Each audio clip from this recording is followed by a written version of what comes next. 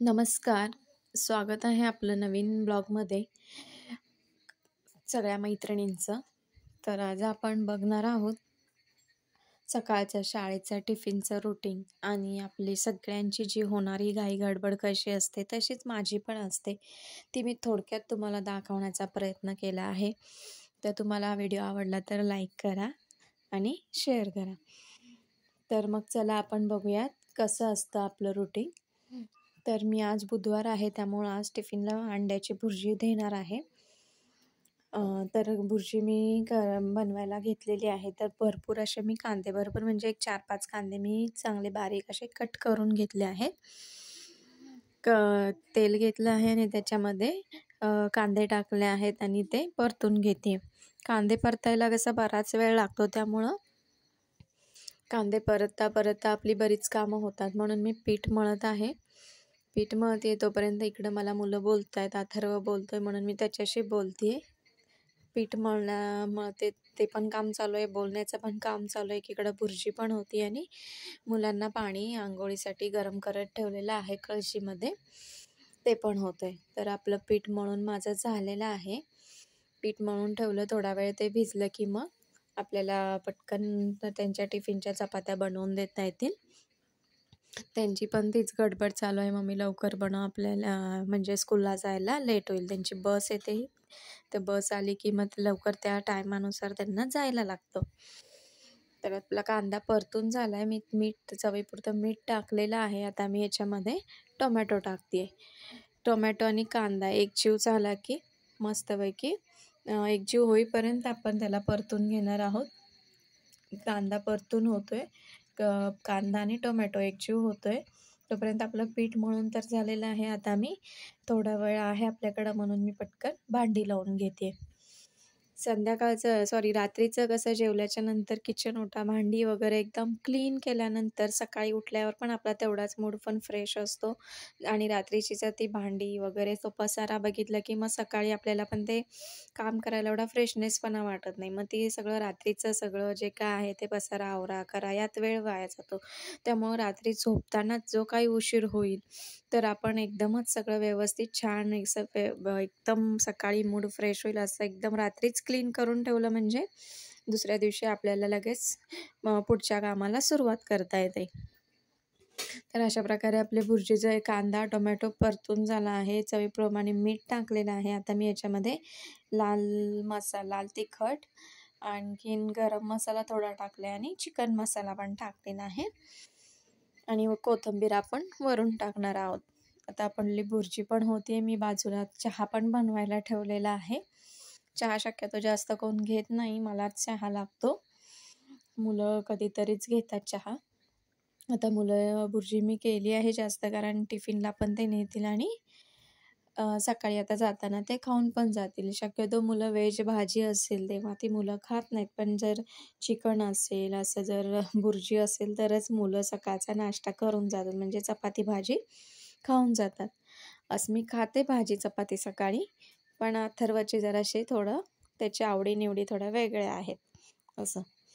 आता आपली भुर्जी बनवून होती आहे. भुर्जी बनवून झालं की मग आपण लगेच चपात्या करून घेणार आहे. चपात्यांना पण मला कसं जास्त वेळ नाही लागत. कसं माझ्या चपात्या खूप मोठ्या मोठ्या असतात आणि एक चपाती इनफ होते सगळ्यांना, म्हणजे मुलांना. मुलं म्हणतात, "अगं मम्मी छोट्या छोट्या चपात्या बनव", कारण त्यांच्या स्कूलमध्ये त्यांचे फ्रेंड्स आहेत ते अगदी छोट्या छोट्या फुलक्या टाईप असे चपाती वगैरे आणतात. पण तशी छोट्या चपात्यांची सवयच नाही, कारण तशा कधी बनवल्याच नाहीत. आम्हाला सोलापूर साईडला पहिल्यापासून अशी म्हणजे मोठी चपाती, पूर्ण तो पोलपाट भरून तवा भरून चपाती करण्याची सवय आणि आतून तेल लावून 4 पदरी खूप छान चपाती होते आणि ती सकाळी जरी बनवली तरी अगदी संध्याकाळपर्यंत ती सॉफ्ट राहते. अशा प्रकारे म्हणजे आतून तेल लावून 4 पदरी चपाती. मी चपातीचा व्हिडिओ नक्कीच एकदा स्पेशल व्हिडिओ टाकणार आहे. तर आपली भुर्जी बनवून तयार झालेली आहे. मी आता तिला साईडला काढून ठेवते आणि चपात्या करून घेते. तेवढ्या आता टिफिनला लागतील आणि त्यांना आता नाश्त्याला जेवढ्या लागतील तेवढ्याच मी बनवून घेणार आहे. तर चला मी दाखवते कशी चपाती बनवते ती.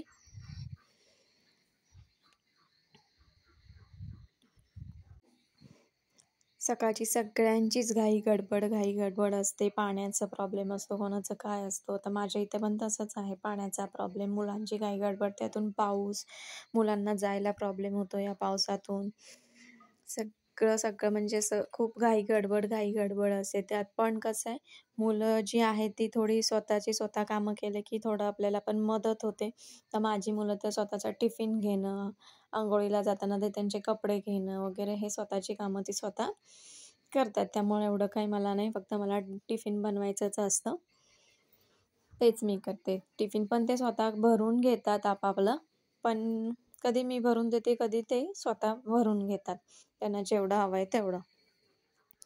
त्या बघा चपात्या आपल्या अशा झाल्यात, मोठ्या आहेत मस्त आणि छान असं म्हणजे राहतात त्या सॉफ्ट आतून जर तेल लावलं तर. पण ती दुसऱ्या पद्धत कितीही केलं तरी ते अशी काही मला चपाती बनवता येत नाही. कारण ही अशीच सवय पहिल्यापासून झालेली आहे त्यामुळं नाही बनवता येत.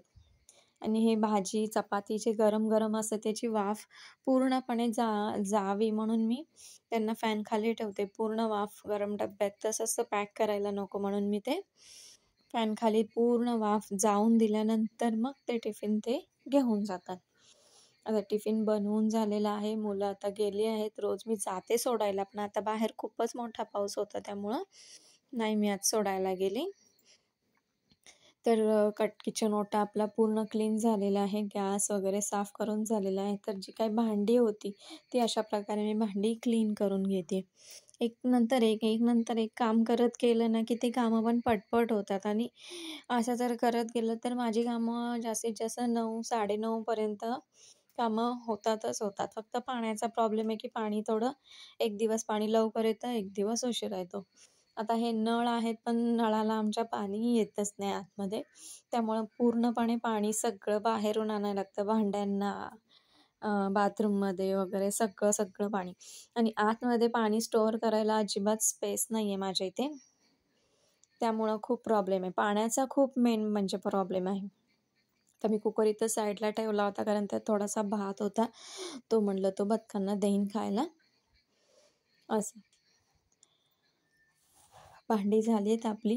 आता मी पटकन कचरा काढून घेते. लगेच मुलं गेल्याच्या नंतर लगेच कचरा काढायचा नसतो. म्हणजे घरातून कोणीही बाहेर पडलं की लगेच कचरा काढायचा नसतो. म्हणून मी पहिली भांडी वगैरे, किचन ओटा वगैरे साफ केला आणि मग कचरा काढून लगेचच हातासरशी लादी पुसून घेतलेली आहे. पाऊस असल्यामुळं आता लादी पण पटकन सुकत नाही.